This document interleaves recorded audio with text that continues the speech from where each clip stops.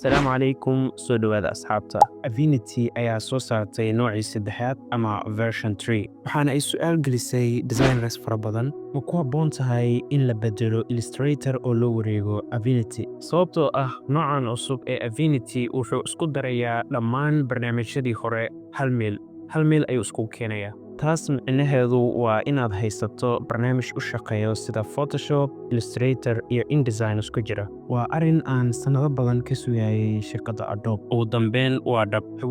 Weli waad sii wadi doontaa inaad samaydo waxyaabo badan oo la xiriiro Adobe. Haddaba aan ku bilowno arrinta ugu weyn.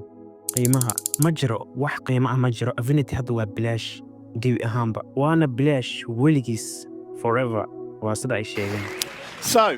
Yeah, Affinity is entirely free, including everything you've seen so far and every future upgrades.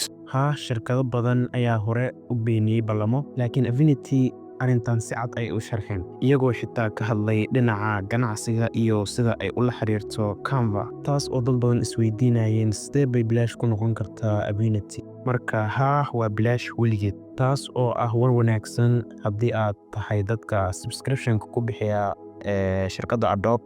waxyaabo cajiib kale oo Affinity qabanayo waxaa ka mid ah waxaad ku hal meel aad ka shaqayn kartaanba ku furi kartaa raster, vector iyo layouts hal meel gudahood.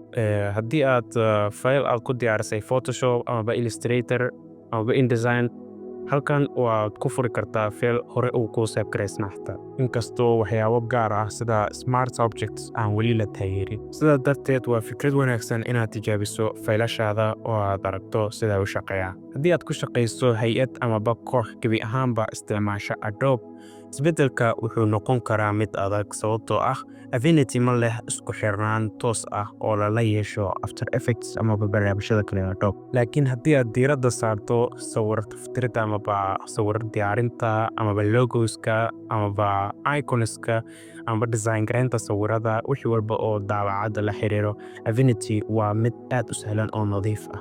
lag ma jiro, yacni culeys ma jiro sida appska kale oo Adobe. wax walba waa mid fudud oo degdeg ah. haddii aad hore u taqaanay Illustrator waxaad si dhaqso u baran kartaa Affinity sababtoo ah waxyaabaha la soo gaabiyey shortcutska Illustrator-ka ku isticmaali jirtay inta badan iyo Affinity waa isku mid. waxa kaliya ee caqabad noqon karo waa inaad fahanto sida qaar ka mid ah sifooyinka u shaqeeyaan marka la eego Illustrator. waxay mararka qaar u dhaqmaan si yar oo ka duwan. marka la soo koobo ma ku habboon tahay inaad beddesho Illustrator oo aad u wareegto Affinity? su-aashaas jawaabteedu waxay ku xiran tahay sida aad u shaqayso iyo waxa ku muhiim ah. haddii aad bixiso lacag bille ah amaba subscription oo Adobe ah waad inta badan isticmaasho Illustrator iyo Photoshop, waxaa habboon inaad tijaabiso Affinity 3. haddii aad rabto inaad ka baxdo nidaamka subscription-ka hadda waa waqtiga ugu fiicnaa waayo Affinity 3 waa free. laakiin haddii aad ku tiirsan tahay isku xirka barnaamijyada kale ee Adobe sida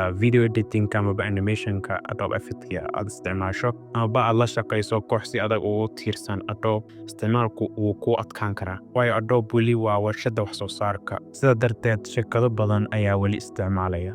marka aqoonta Adobe mar walba weli muhiim waaye. marka sidaas darteed fikirkayga ku saabsan Illustrator iyo Affinity iyo in la bedelo amaba la sugo waa midkaas aniga aan idinla wadaagay. haddii aad qabto su'aalo ku qor qaybta faallooyinka waana ku caawin doonaa. aniga run ahaantii waa ka Affinity 3 mar hore ayaana ka gudbay Adobe Illustrator iyo barnaamijyada Photoshop-ka. bal tijaabi adigana. muuqaalkan intaas ayaan ugu faalloonayay. fadlan haddii aad la socoto waxyaaba teknolojiyada aad rabto inaad la socoto fadlan channelkan subscribe saar. mahadsanid.